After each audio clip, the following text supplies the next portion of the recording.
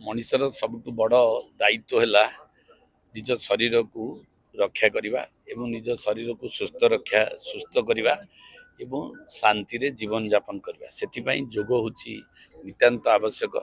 आज आंतर्जातिक जोग दिवस अवसर रे आमे यही प्रचार प्रसार करचु जनसाधारण पाखरे जे सदा बेले प्रत्येक दिन दैनंदिन किछि ना किछि समय काढ़ी जोग ध्यान प्राणायाम एवं विचारायाम उपरे ध्यान देले मनीष सुस्थ रहिबो।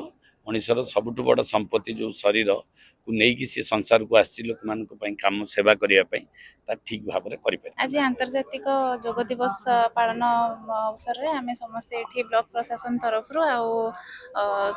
ब्लॉक समस्त आमर जो मैंने योगाभ्यास जो मैंने इच्छुक समस्त गण में आज आम योग शिविर अनुष्ठान करूँ। ये आमर मान्यवर विधायक खोर्धा और मान्यवर विधायक जटणी आमर ब्लॉक अध्यक्ष उपाध्यक्ष समस्त जिला परिषद सभ्य सबु सरपंच समस्त समिति सभ्य समस्त सहयोग रे आज बहुत भल भाव में आम योग शिविर अनुष्ठित कलु। योग हूँ गोटे विज्ञान आपण आज अनुभव करेंगे।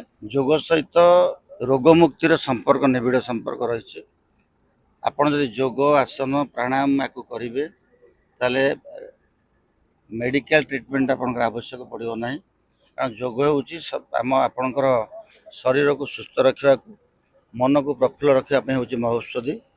तेणु नियमित भाव में यहाँ आमर रही पुरातन जुगरू जार प्रतिष्ठाता होती प्रभु महादेव शिव निजे से आप देखिए ये योग जो सृष्टि करा जाइथिला ता भितरे मनर प्रफुल्लता शरीर सुस्थता यार समन्वय रही योग भितर। मन सचला प्रधान खोर्धा ब्लॉक आमर ये ब्लॉक स्तरीय आंतर्जातीय योग दिवस पालन करा जायछि। आज एठारे आमर 200 ରୁ 300 लोक योग देइछन्ती महिला माने आमर जे योग सिखौ प्रशिक्षक से बहुत बढ़िया भाव में 8-10 प्रकार योग सिखैछन्ती जहा कि आमर महिला मानक पई उपयोगी आ सेही योग को मध्य करि परिबे। आज बहुत भल लागला आ सब महिला माने भी